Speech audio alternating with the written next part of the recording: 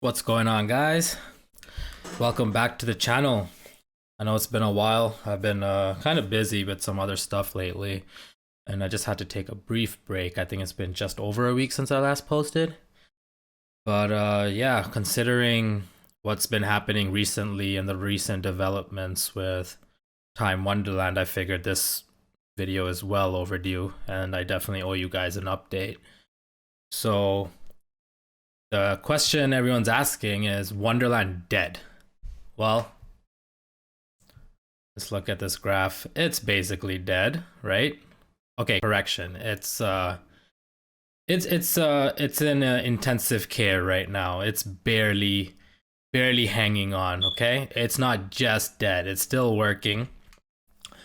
But it's kind of dead. Like 90% dead. And why is that? Well, that's a very complicated question to answer right now. There's been so much stuff, just so much shit that's happened in the past, you could say 2 weeks now, with this project that's basically turned it upside down on its head. And yeah, like no joke intended, literally though, right? Like from $10,000 price range from October, November, all the way down to $300. You can say that's kind of dead, right? So I'm not gonna get way too into some of the earlier stuff that's happened. I'm just gonna summarize it. Long story short, there was a whole FUD attack against Wonderland in the beginning, right? And there was a lot of speculation around where that was coming from. Some people were saying it was like some guys from Trader Joe due to them swapping over to due to Time Wonderland switching their liquidity over to Sushi Swap, right? It was just all speculation, though. I don't think any of these things were proven, but there was definitely a coordinated FUD bomb on Wonderland Time, and it continued to dip. But people were okay considering the whole market was dipping. But then when prices got way too low, like I'm talking somewhere around here, like no, not even, way lower than that. Let's go 1 month, like here. Oh boy, this is where things really started heating up. So one of the main guys behind Wonderland, you guys may have heard about him. His name is Sifu, right? He's literally the treasury manager. He got doxxed right when like Wonderland was right at the bottom, previous bottom that is. And he got doxxed by this guy over here, ZachXBT.eth. All right. I'm not gonna get too much into who this guy is, but he's got quite a bit of followers. He talks about crypto stuff on his Twitter, and he doxed Sifu, and rightfully so, right? If you find out one of the leaders of a project is has an what do you say it? Sorry about that. An history of scamming, which is what happened. You should dox him and let everyone know about it, right? So here it is. Here's his conversation with Daniele. Okay, it basically exposes how Sifu is actually a guy named Michael Patron. This guy's been convicted of multiple fraud charges, and he's in. He's not in jail. Sorry, he did do some jail time. I believe it was 2 years. Don't quote me on that. But regardless, like this guy was part of the Quadriga scam. Okay, so me personally, I'm from Canada, so I lost a little bit of money, like a few $100. Thank God at that time I was literally doing most of my stuff on Binance. I was just using Quadriga to get money in. So I had a few $100 that I lost, but I knew some people that lost quite a bit of money that were holding Bitcoin on the exchange, and he was a part of that scam. Now he left the company, but regardless, you know, you have to kind of be clean when it comes to those things. You have to come clean with your wrongdoings. You can't just put on a front and say you have everyone's best interest in mind and then have everyone find out that you're like a notorious scammer who's done not just Quadriga, but this guy's also done credit card scams and stuff like that in the past. And he even got plastic surgery and changed his face and shit like that. So it's a whole mess. So with that news, Wonderland tanked. It tanked to like 200 in the 200s, and obviously like that is way too low. So in that sense, it's dead. If you bought at $10,000 and you're looking at a $200 Wonderland, yo, I don't know what to tell you, right? um and in normal cases, if this project was still like a normal project, I'd be like, hey, yo, just buy a little bit up, right? But that's not the case here, man. When one of the leaders of the project gets exposed to be like one of the biggest like freaking cons, like no, right? So if you want to look into the whole doxing thing and what happened, the entire roller coaster, go to zachxbt.eth. Highly recommend you look into it, especially if you have some money in this project. All right, and I also recommend you check DeFi Crypto Today. He's got a video somewhere here, yeah, right here, More Wonderland Roller Coaster Part 3, where he explains this docs, and he had an interesting point about this guy here, okay? And I'm not like trying to say anything bad or anything, but apparently he also was taking donations from, and it's likely that some whales could have made some donations and kind of had a hand in the timing of this whole thing. Regardless, whatever, like whales are gonna do whale shit, right? Like they're just trying to take the money. It was a whole debacle. It went to a vote, which you can see down here. Once all this stuff came out, the entire DAO voted him out. And as they voted him out, more 86% of people wanted him out, which is surprising. That should be 100%. Like when the whole community's been lied to and led on, 86, like yo, I don't know. But anyways, he's been voted out with a huge majority, right? And then shortly after, Sifu's just moving all his funds out through Tornado, which is a service that lets you anonymously move Ethereum funds privately. But whatever, there's not a video about that.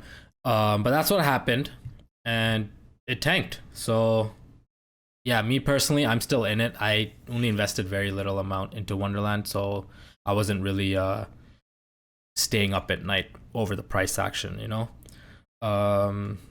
But I'm just gonna let it sit and watch what happens. You know, I don't mind keeping it locked for like 1 or 2 years if this project's still alive.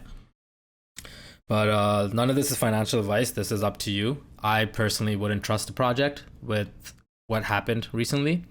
And to those other 15% of people that's following Danny, like I've been looking at the Twitter and looking at some of his comments. He's kind of coming off like he doesn't really give a shit about what happened, and it's like, whatever, next time. And it's like, no, there is no next time. Like some people are blindly following this guy, and it just baffles me. I'm reading comments like, oh, if you like follow Danny, he's gonna help Frog Nation, blah blah blah, and I'm like, bro, this guy hired an ex-convict to be the treasury manager of a DAO that has so much people's money. I think it reached like 400,000 users, right? That is not good judgment, and that's not taking anything away from Danny's ability to build good products. In my opinion, I thought like this guy was a serious DeFi wizard. I still think he is, and it's good to have talented people, but this is where decentralization is so important, and this is where the silver lining is with this project. Okay, I'm gonna get into it. What gives me little hope about this project is the voting aspect. The fact that this power was given to people somewhat recently, and the project was saved by all the frogs.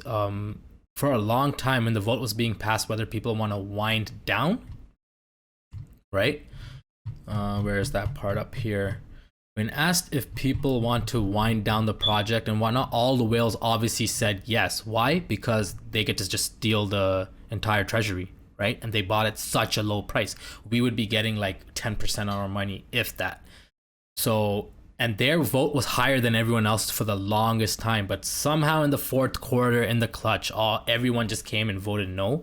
And the project was quote unquote saved. Okay.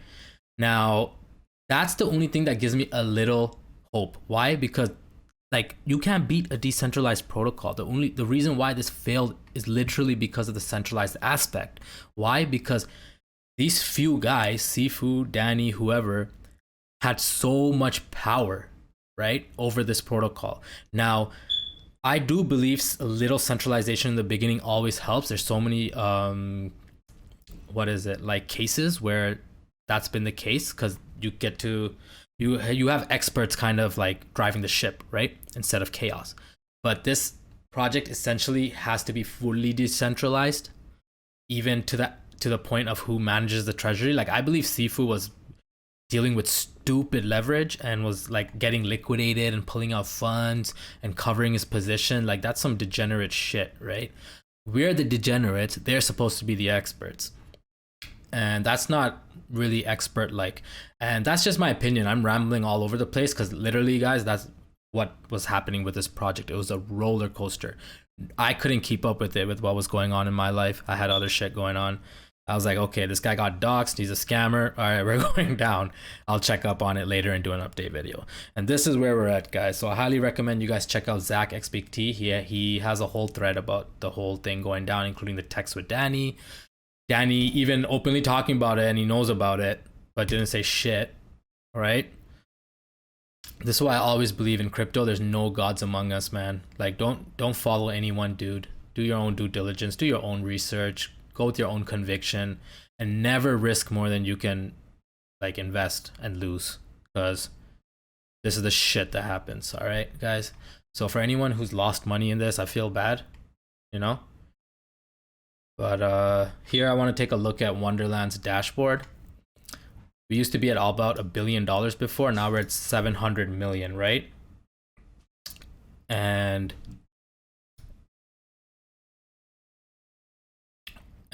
clearly the value's gone down. I think part of it is for them covering some of their liquidations, and I believe some people pulled out, and understandably so. I'm surprised it's still up there, but yeah, you can still go take a look at that. You can still see a breakdown of where all the funds are. So this product is still alive, but guys, again, it's like barely alive. Okay. With that being said, I'm gonna continue to do some updates as they come out. I'm not a huge fan of the project as of right now. I'm not a huge fan of the team. The one thing that's gonna make me get excited again is if all those powers that be get stripped from them and given to us. Right, the same way we're already able to vote on stuff. That's a great progress. We weren't even there like a month ago, right? The fact that we were able to do that is great. These guys got doxxed, whatever. Shit happens. Now, the only thing that can help this project if it does get fully decentralized. Like, these guys had so much going for them. They had the metaverse project that they invested in as well, right? So it's clearly doing good, but man, incompetence, man, people, humans, gotta mess shit up every time.